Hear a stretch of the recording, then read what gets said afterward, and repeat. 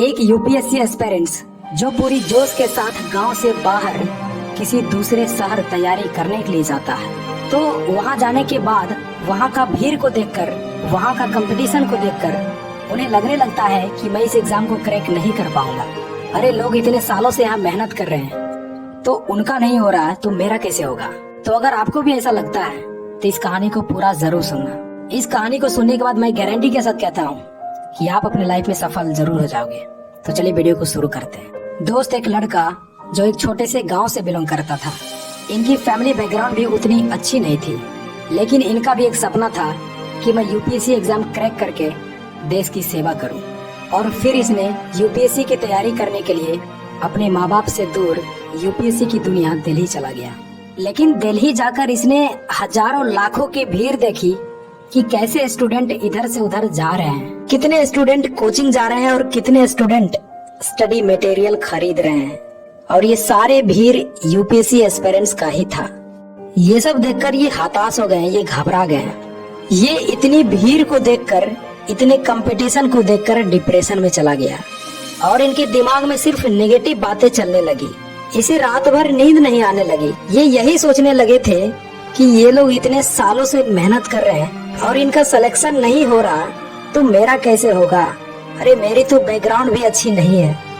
ये बिल्कुल हताश हो गया था, क्योंकि सिर्फ 400 से 500 सीट के लिए इतनी सारी भीड़ इसने कभी नहीं देखी थी। और ये बात हर नए एस्पिरेंट्स के माइंड में आता ही आता है। लेकिन फिर कुछ समय बाद इसने ठंडे दिमाग से सोचा कि अगर मैं यहीं से लौटकर वापस चला गया तो जिंदगी में मैं कभी भी आईने को नहीं देख पाऊंगा, क्योंकि जब मैं आईने को देखूंगा तो उसमें मेरा चेहरा नहीं बल्कि एक फेलियर दिखेगा। उसमें ये दिखेगा कि मैं डरपोक था, डर की वजह से मैं तैयारी नहीं किया। और मैं अपने माँ बाप से बोलकर आया हूँ, उन्हें सपना दिखाकर आया हूँ कि तेरा बेटा आईएएस बनकर ही लौटेगा, तो मैं बिना आईएएस बने कैसे चला जाऊँ। ये नहीं हो सकता। दोस्त, फिर इसके अंदर यूपीएससी क्रैक करने का जोश आ गया और इसी सोच के साथ तैयारी करना शुरू कर दिया। और इसने पूरी मेहनत और डेडिकेशन के साथ तैयारी करने लगा। और दोस्त, तैयारी करने के बाद जब इसने एग्जाम दिया तो अफसोस, इनका प्री एग्जाम ही क्वालिफाई नहीं हो पाया। और इसे एक बड़ा झटका लगा और सोचने लगा कि जिस एग्जाम को क्लियर करने का सपना लेकर आया था और इसका पहला ही एग्जाम में मैं फेल हो गया। और दोस्त, जब ये फेल हुआ ना तो इसके घर के आसपास वाले लोग ताना देना शुरू कर दिए। वो कहने लगे कि तेरे बेटे से यूपीएससी नहीं निकल पाएगा, तुम क्यों सपने बड़े देखकर यूपीएससी की तैयारी करने के लिए दिल्ली भेज दिया, उससे कुछ नहीं हो पाएगा। दोस्त, ये सब देखकर ये लड़का पूरा टूट गया और फिर इसने खुद से कहा कि कोई बात नहीं, अपना टाइम आएगा, मैं एक दिन यह ताने को तालियां में बदल कर ही रहूंगा। और दोस्त, इसने इस साल किए गए गलतियों को सुधार करके दुगनी मेहनत के साथ तैयारी करना शुरू कर दिया। और इसका परिणाम यह निकला कि इसने प्री मेंस अपने दूसरे ही अटेम्प्ट में पास कर गया और अब सिर्फ इसका इंटरव्यू ही बाकी था। लेकिन जब यह इंटरव्यू देने के लिए जा रहे थे तो इनके माइंड में सिर्फ नेगेटिव थॉट ही चल रहा था कि यार अगर सिलेक्शन नहीं हुआ तो क्या होगा, अगर मैं जवाब नहीं दे पाया तो क्या होगा। मतलब इसे खुद के ऊपर भरोसा नहीं रहा था। इसने अपना सेल्फ कॉन्फिडेंस खो दिया और इसने जैसे तैसे करके नर्वस में ही इंटरव्यू दे दिया और रिजल्ट का इंतजार बहुत उम्मीद के साथ कर रहे थे, ये सोचकर कि चलो इंटरव्यू तो खराब गया लेकिन कोई न कोई छोटा पद तो जरूर मिल जाएगा।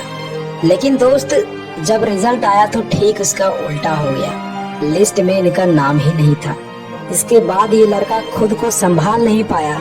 इनका सारा सपना चूर चूर हो गया और इनके साथ इनके माँ बाप का भी सपना टूट गया। और एक तरफ ये और दूसरे तरफ इनके माता पिता रो रहे थे, क्योंकि एक मिडिल क्लास फैमिली के पास ज्यादा चांस नहीं मिला करता और इसे 2 अटेम्प्ट मिले थे, क्योंकि एक मिडिल क्लास फैमिली दिल्ली का खर्च कैसे उठाते हैं ये सिर्फ एक मिडिल क्लास फैमिली ही समझ सकता। दोस्त, इस दुख की घड़ी में इस लड़के को हौसला देने वाले इनकी माँ थे। इनकी माँ ने बोली कि बेटा इतना आगे निकल गया है और आखिरी पड़ाव पे आके तुम्हारा रिजेक्शन हुआ है। बेटा एक लंबी छलांग मारो और अगली बार तुम्हारा सिलेक्शन कोई नहीं रोक पाएगा। ये एक माँ का आशीर्वाद है बेटा। दोस्त, जब ये लाइन इनकी माँ ने कही तो इसने सोच लिया कि मुझे हार कर नहीं बैठना, क्योंकि माँ को बहुत उम्मीद है और मैं इसे पूरा करके ही रहूंगा। दोस्त, इसने फिर से दिन रात करके तैयारी करना शुरू कर दिया, क्योंकि एक एग्जाम के चलते अपने माँ बाप के आंखों में आंसू आना ये कोई बर्दाश्त ही नहीं कर सकता। और इसने इस बार इतना मेहनत किया कि इसका सिलेक्शन होने से इसे खुद यूपीएससी भी नहीं रोक पाया और 72 रैंक के साथ आईएएस अधिकारी बन गया। तो दोस्त, इस कहानी से हमें दो चीजें सीखने को मिलती है। पहला, कि कोई भी एग्जाम क्रैक करने के लिए फैमिली बैकग्राउंड मैटर नहीं करता, और दूसरा सेल्फ कॉन्फिडेंस।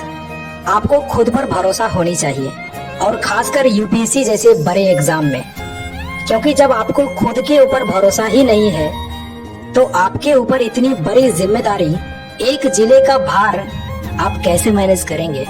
और अंत में मैं आपसे एक ही बात कहना चाहूंगा कि कभी भी असफलताओं से घबराकर हार मत मानना, क्योंकि आपकी हार ना मानने की आदत ही एक दिन जीत का आदत बन जाती है। तो ये इंस्पायरिंग स्टोरी आपको कैसा लगा कमेंट सेक्शन में जरूर बताइएगा। एंड आप पूछेंगे इनका नाम क्या है, तो इनका नाम है दिलीप प्रताप सिंह शेखावत। तो आई होप ये स्टोरी आपको पसंद आया होगा। पसंद आया तो एक लाइक कर देना, चैनल पर नया सब्सक्राइब कर देना। मिलता है अगले वीडियो में, तब तक के लिए जय हिंद, वंदे मातरम।